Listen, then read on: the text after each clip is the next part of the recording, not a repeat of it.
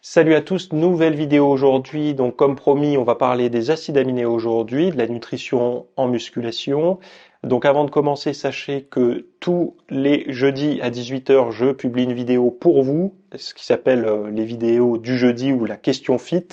Vous avez une playlist dédiée sur la chaîne, abonnez-vous, allez voir, il y a beaucoup d'archives. Si vous voulez me poser vos questions, vous avez un formulaire anonyme en description, mais également vous pouvez utiliser l'espace commentaire. Le formulaire anonyme étant juste là pour les plus timides, avec des questions un peu gênantes. Sinon, vous avez tous les mardis à 8 heures du matin un podcast qui s'appelle La Pause Fitness que vous retrouverez sur toutes les bonnes plateformes de podcast que j'anime. On sera à l'épisode peut-être 370 quand vous regarderez cette vidéo, donc il y a pas mal d'archives à voir. Et sinon, donc c'est également disponible sur YouTube. Mais bon, c'est pas là où c'est le plus agréable d'écouter. Mais sinon, il y a également tous les cours que je propose le dimanche à 10 heures. Vous avez des petits teasers comme ça que je vous balance le dimanche. Alors là, ce sont des cours plus pointus sur des sujets. Par exemple, là, récemment, on a parlé de la ménopause, on a parlé de l'andropause, on a parlé des douleurs du bas du dos pour les personnes qui ont un mode de vie sédentaire. Bon, ce sont des sujets un petit peu plus pointu que juste prendre du muscle, perdre du gras. Voilà, on essaye d'aller plus loin puisque ce sont des choses qui nous concernent tous et ou qui nous concernera tous et donc c'est important de les traiter. Donc la question du jour. Alors j'aime bien ta façon de voir les choses et ton retour d'expérience. Donc merci, c'est une question de Nico. Que penses-tu des BCAA et des acides aminés essentiels, donc EAA, pris immédiatement après l'entraînement et ensuite prendre son repas post-entraînement, 1 heure après ce petit shaker d'acides aminés. Alors, euh, déjà, les BCA et les acides aminés essentiels, c'est pas la même chose. Les BCA, ça va être alors ça va être la leucine, l'isoleucine et la valine. Et après, les acides aminés essentiels, c'est tout le stack d'acides aminés essentiels. Donc, on se limite pas à ces trois-là qui sont réputées les plus anabolisantes. Voilà, les plus intéressantes pour prendre de la masse musculaire. Moi personnellement, j'ai plus une faiblesse pour les BCA, c'est personnel, mais certains préfèrent les acides aminés essentiels. Pourquoi? La première chose déjà, c'est quel est ton statut en protéines. C'est-à-dire que en fonction de ce que tu consommes comme protéines dans la journée, tu vas avoir un besoin plus ou moins important. Je prends un exemple concret. Admettons, tu pèses 70 kilos. Tu es en prise de masse musculaire, tu t'es dit je vais consommer 2 grammes de protéines par kilo de poids de corps et par jour, donc ça t'amène à peu près enfin c'est pas à peu près, c'est exactement à 140 grammes de protéines par jour. Donc tu te dis je vise ça, j'essaye de pas dépasser ça. Il faut savoir que les recommandations pour le sportif c'est environ entre 1,6 g et 2,2 grammes de protéines par kilo de poids de corps et par jour. Je pense que globalement avec cette fourchette, on est à peu près dans toutes les recommandations, même les plus officielles, des plus officielles qui existent en France. Il faut savoir que les bodybuilders, sans problème, montent parfois à 3 grammes, voire au-dessus. Et même dans les études, ils le montrent, qu'on peut monter jusqu'à 3 grammes. Mais bon, bref, on va partir du principe qu'on reste sur 2 grammes. Donc ça fera 140 grammes de protéines par kilo de poids de corps et par jour. Enfin non, pas par kilo de poids de corps et par jour. Par jour pour un individu de 70 kilos. Encore une fois, 140 grammes de protéines, c'est pas 140 grammes d'aliments protéinés, donc c'est pas 140 grammes de viande, poulet ou quoi. C'est 140 grammes de protéines qui seront contenus dans les aliments protéiques.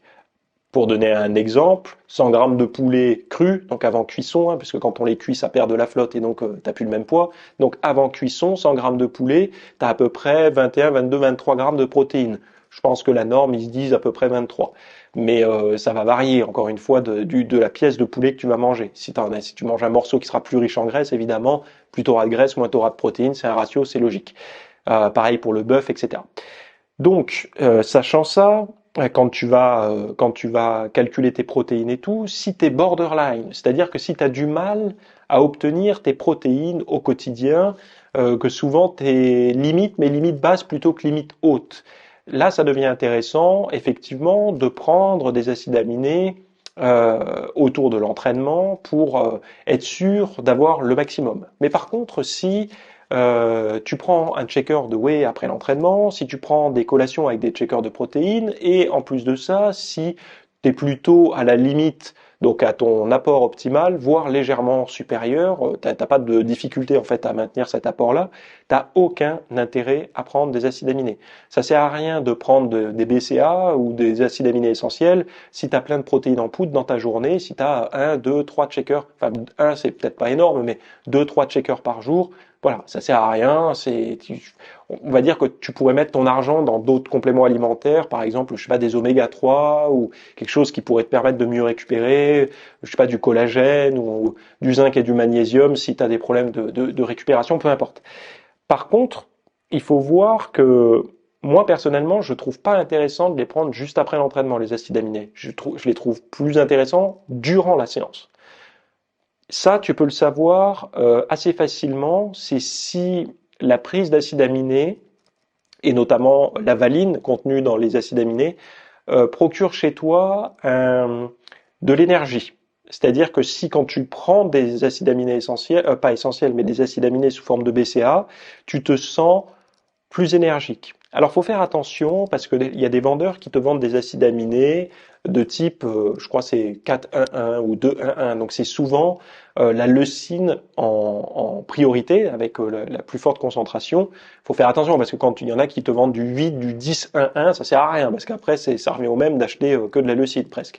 Mais si tu prends des acides aminés, alors eux, certaines marques les appellent anaboliques et d'autres les appellent résistance. Anabolique veut dire que ça va être plus pour anaboliser, donc ils seront plus orientés vers l'anabolisme, donc il y aura un ratio de leucine plus élevé par rapport à l'isoleucine et la valine, et d'autres qui vont être résistances, donc ça va être plutôt un ratio similaire entre la leucine et la valine et un peu plus bas en isoleucine. Et donc si tu respectes ça, si tu comprends ça, les résistances c'est plus pour résister à l'entraînement et les autres c'est plus pour anaboliser, donc plutôt post-séance. Faire attention parce que moi j'ai remarqué une chose, une fois je n'ai pas fait gaffe, j'ai commandé des acides aminés anaboliques, donc normaux, avec les ratios que tu connais certainement, les 2-1-1 ou 4-1-1, et en les prenant durant la séance, je sentais l'inverse, c'est-à-dire un coup de mou.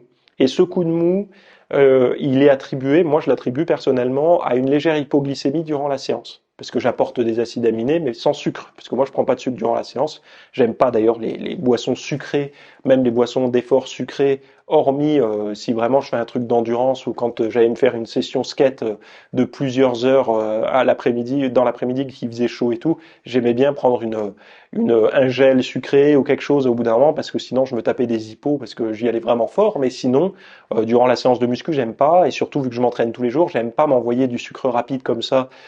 Déjà pour la santé bucco-dentaire, je trouve que c'est pas top, mais en plus de ça, j'aime pas l'idée d'être dépendant du sucre. Parce qu'après, on en devient vraiment dépendant à l'entraînement, c'est-à-dire qu'on s'habitue à fonctionner avec ce sucre amené de manière exogène, enfin amené par l'alimentation, et on se déshabitue à utiliser ces ressources endogènes pour fonctionner.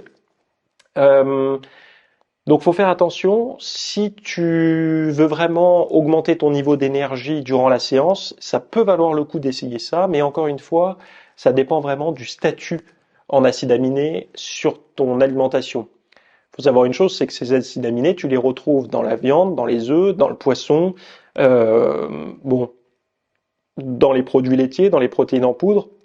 Alors certains vont dire, mais quand est-ce qu'il va dire les protéines végétales?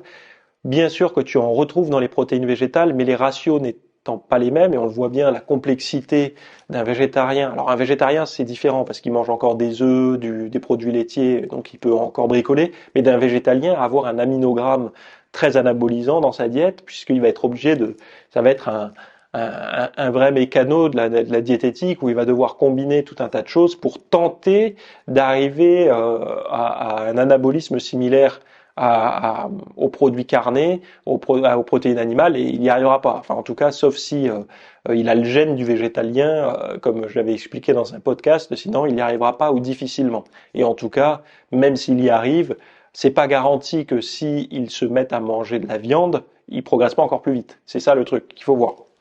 Mais bon, bref.